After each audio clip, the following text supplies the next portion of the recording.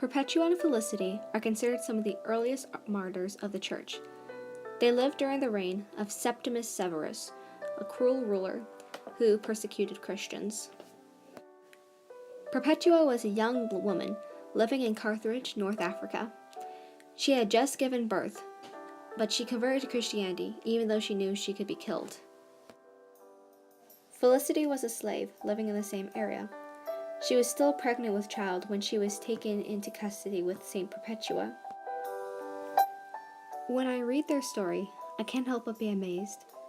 Their love and their courage not only is just plain amazing, but it really makes them true representatives of our Catholic faith. One example of this was when Saint Perpetua's father tried to get her to give up her Catholic faith in order to save her life, but Perpetua said no.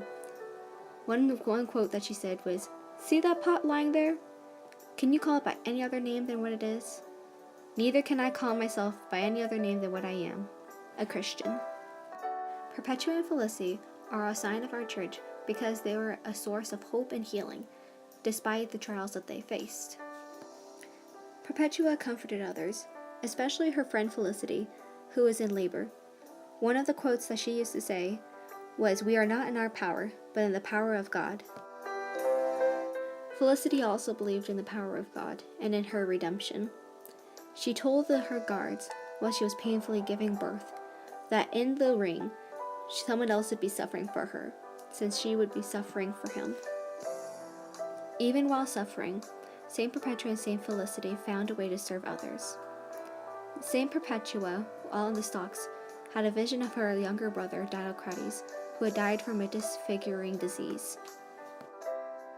Instead of focusing on her own pain, she prayed for her brother that he may live with the Lord. Another day she had a vision when she saw him finally in heaven, free of his disease. Through her self-denial and love, she showed how to be a disciple of Jesus.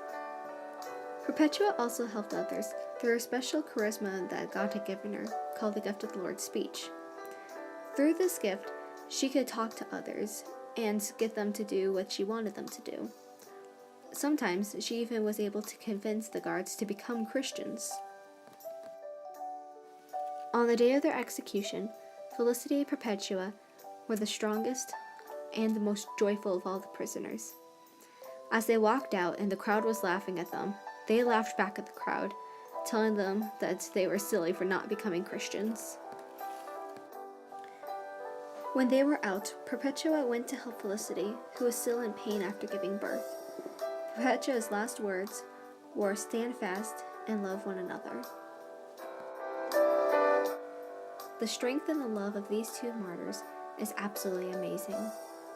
They never gave up their faith, and not only that they suffered for God, but they also suffered for each other. They always helped each other out and always thought of other people before themselves. They are true models of our Catholic faith.